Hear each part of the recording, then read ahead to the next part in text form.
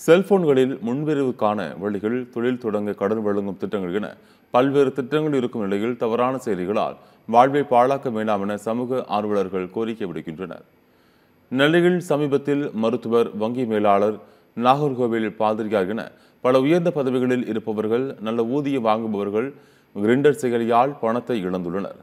சமீப காலமாகவே இதுபோன்ற தவறான ஆன்லைன் செயலிகளால் பலரும் பணத்தை இழந்து வருகின்றனர்.